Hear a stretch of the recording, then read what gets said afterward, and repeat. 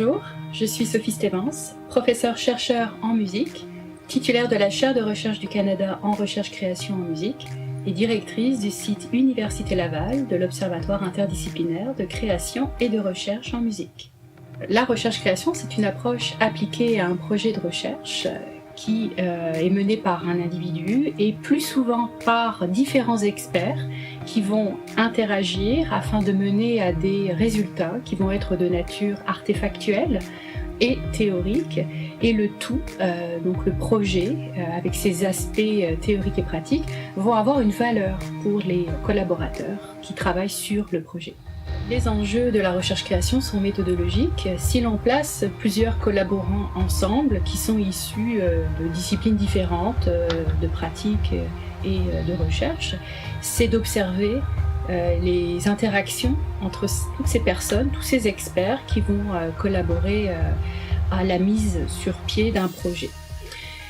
Donc il faut créer cette synergie, en tout cas les circonstances qui vont permettre ces interactions, et il faut aussi pouvoir les observer, ces interactions, les observer en vue de les interpréter et peut-être de comprendre, de mieux comprendre les nouveaux modes de collaboration que peut permettre une approche de recherche-création. Donc nous menons des projets, plusieurs, que ce soit moi ou mes collaborateurs. Dans le cadre des projets de recherche-création, par exemple, on travaille avec l'artiste inuit Tanya Tagaq et nous essayons évidemment de mieux comprendre toujours son processus de création lorsqu'elle improvise. Et c'est l'occasion aussi de pousser très loin la notion de recherche-création comprise comme une approche de collaboration, en intégrant cette fois le public. Pourquoi le public? Parce qu'il est très important dans le contexte de l'improvisation, puisqu'il va nourrir la création en train de se faire par toutes sortes d'approbations, d'ovations, de désapprobations également. Et donc nous souhaitons capturer ces interactions entre l'artiste et le public en vue de créer un spectacle écosophique.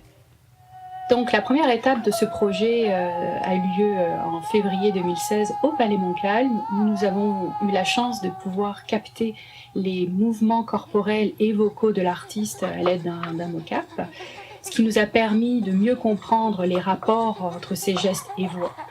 Donc nous avons pu créer une banque d'images que nous allons pouvoir projeter lors de ce spectacle écosophique, et la projection de ces images va également avoir un impact sur ce que le public ressent au moment de l'improvisation et aussi ce que le public déclenche sur l'improvisation. Donc ça, ce sera à l'aide de données biométriques, toujours à l'aide du mocap aussi, et nous pensons que la capture de ces interactions et leur interprétation nous permettra d'aller beaucoup plus loin dans la recherche sur la recherche-création en musique, au-delà de la notion de collaboration.